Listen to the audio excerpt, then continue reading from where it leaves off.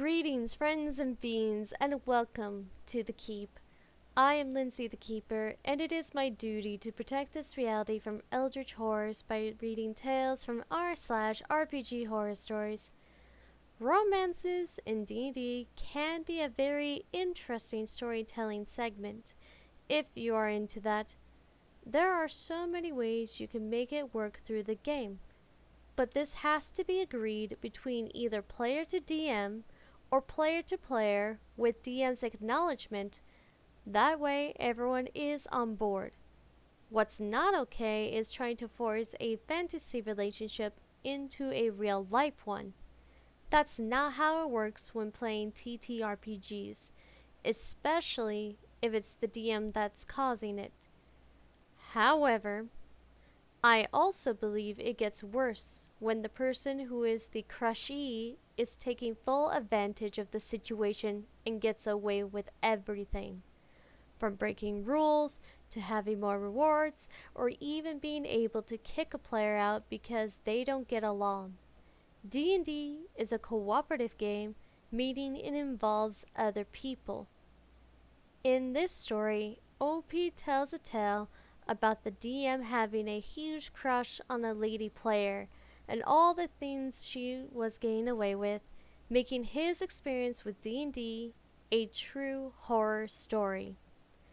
Now sit back, relax, and cuddle up to your favorite tendril as I begin reading this horrifying tale. Enjoy. This story is written by Radata Battle with the title, DM Had a Crush on a Player. This was an odd situation that happened on my third D&D game. We had a DM whom we would play weekly with, and was really phenomenal with quests and lore. But there was a problem. One of the players was a woman who he had a huge crush on. It started out with a campaign revolving around a bad guy from her backstory. He said it was because she was the leader. Then 70% of our loot suddenly was all focused on things specifically useful for her character. Then she switched to Druid when we upgraded to 5e, except she didn't want to give up on her Ranger's magical fox companion. Suddenly, this became an ongoing problem. All items were for the Druid or based on spells that only she would use. We each only had about 2 magic items that we had a hell of a time trying to earn. Most of us had one item that particularly helped the Druid. The woman, however, had 15 magic items. Anytime she went on adventures, she'd stumble over another one either through looting bad guys or off creatures and corpses. As we got up in levels, we started to get into the swing of things, and it had some unspoken rules. 1. Fighting against any party members would risk you and others dying. The DM wanted any PvP to feel like a dangerous idea unless it was a tournament. 2. Never go alone anywhere. Enemies and monsters will catch you and cause you to either die or get kidnapped. 3. We split the loot evenly so we can all buy stuff to be useful in battle. 4. Everyone's plot needed to progress slightly every IRL month. Now I'm going to tell you how she broke every one of these rules and was allowed to via the DM. 1. When PvP happened, we soon realized that whoever had the Druid on their side was immediately the winner of the situation. At one point, we all turned against her when she decided to side with an NPC thief. She summoned 2 monster animals, had her Ranger Fox companion shaped into a Super Fox in a He-Man-ish style, and took no action to do it. She also had her magic hawk flying around casting healing magic on her fox and herself, a healing spirit she would cast from time to time to heal our team. And to make things all for the worse, the Druid could wild shape into anything, from a Stegosaurus to a wolf or even a bear. She went bear this time. We were annihilated within 4 turns. 2. Going alone. Anytime any of us split from the group, we get blown up, shot by traps, attacked by tentacle blob monsters, and would either die, go down, or get kidnapped. One day we were in discussion with the BBEG and she let slip vital information. He replied, "That's all I needed to know. You're best on your way now." Heartbroken and feeling bad, the druid decided to leave the group in the middle of the night in a flurry of tears. The DM ended the session and took her into a private one between them only. When we went to find her, we nearly died fighting the tribe of ogres that supposedly killed a druid recently, only to find out that we weren't the first ones there. The druid was also there, fought the ogres by herself, and saved the other druid. We knew it was all bullcrap in every possible way, but anytime we voiced our anger, the woman would throw a tantrum and not talk for weeks, and the DM would usually end up banning the player who upset her. Little did I know, the druid was the only person from the original party. One by one, the others either left, got kicked, or replaced. When we found the druid, she returned with a cape that allowed her to fly, leveled up above the group, and didn't have a single scratch on her. At this point, we were all groaning as we knew what was happening.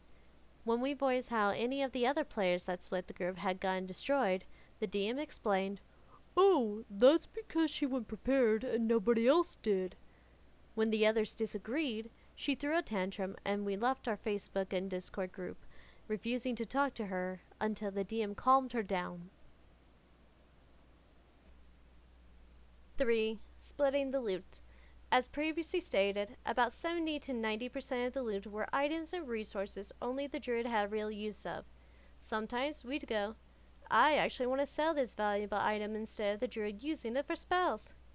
It became a fight since she hoped to get it and simply claimed the items and let us split the cash loot, except the cash wasn't worth a quarter of the items. And 4. Plot progression. Throughout the story, we saw very little of our characters' goals progressing unless it crossed paths with the druids. One of the players was searching for their long-lost lover, and every time we enter a new town, she investigates it and asks the villagers if they saw him. 90% of the time, it was met with, "The villager gives you a funny look." "Nah, we don't see that race here ever." "Have you tried talking to the NPC that's part of the druid's quest?" And sometimes a rare, "Yeah, I saw him. He went east." Which was normally followed by us getting a quest that quietly led us towards the druid's mission. Now, I want to mention this before we continue forward with the story. The non-spoken rule is sort of a common thing in any TTRPGs. You always want to split the loot with your party members. PvP is bad unless it's for role-playing purposes. Going alone may cause issues depending on location, and every player needs to have their character have some sort of story progression, instead of being dragged by the caller for someone else's story. It sort of amuses me that this DM threw it out the window because of a woman he has a crush on. This is a red flag situation. If I was in it, I would have noped out of there. Because, and I'm sure you all have heard this before, no D&D is better than bad D&D. Okay, let's get back to the story because I'm sure there is something worse coming around the corner. This went on for years. A wedge between the players and the DM's relationship to the woman kept making it worse. But what stopped them from being a couple was two things. She was 33 and lives in America, and he was 19 and from Germany. She made it clear to all that his age was the reason they didn't officially date, but they were always pushing for each other's time.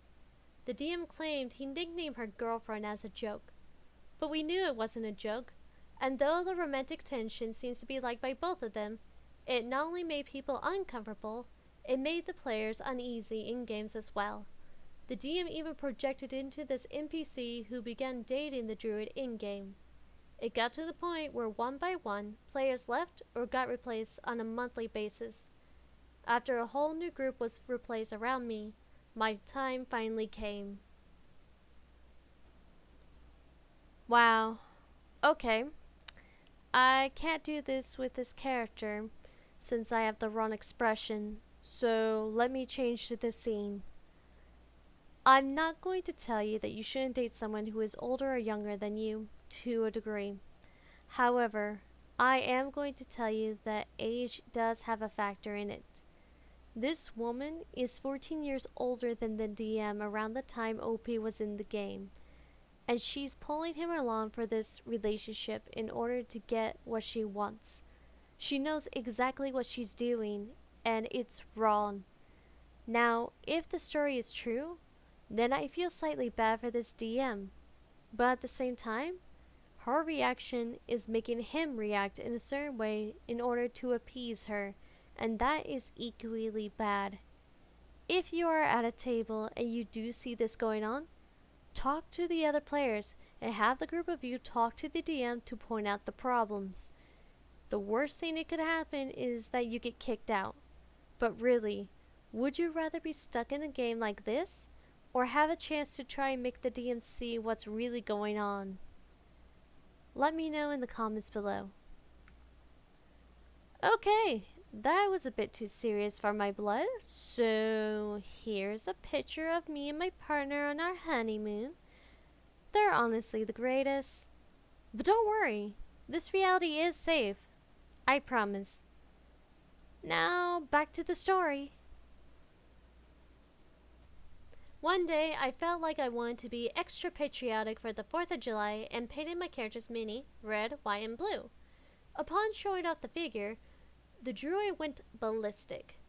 How freaking dare you be patriotic at a time like this? America should have...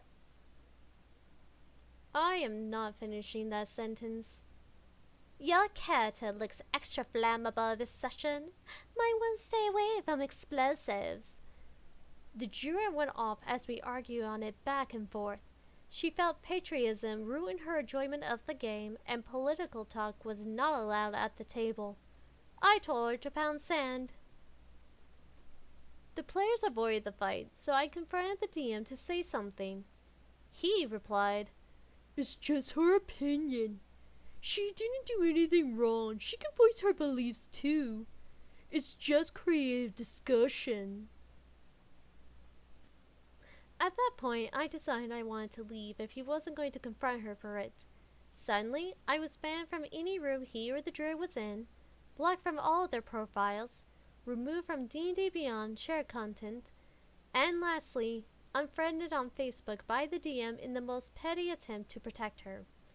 He explained that he and the druid did this so I wouldn't cross paths with her, and since she was there first, they decided together that I should leave, even though it was immediately done minutes before I quit the game.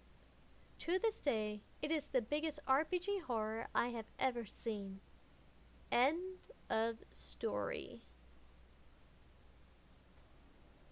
That was a tale indeed.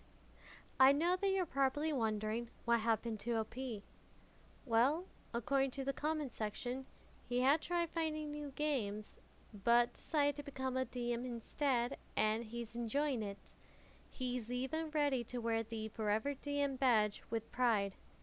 To those who are about to criticize OP for not leaving sooner, don't. Sometimes we are too blinded to wanting to play the game to see what's really going on, or to try and put up with it just to play a game. It's even worse when friendship is involved. Trust me, I have a story just like that. Maybe I'll tell that story one day. As for the DM and his girlfriend, instead of involving other people to this game, maybe it's better for them to do a solo campaign, so that way she can have everything she wants and be the main character. That will save everyone's time. Now that the story is over, and reality is in a state of calm, I'm going to depart for now. If you enjoyed this video, please don't forget to hit the like button and subscribe to my channel for more videos. You can also send me an email if you have a particular story you want me to read on this channel. I hope to see you all in the next video.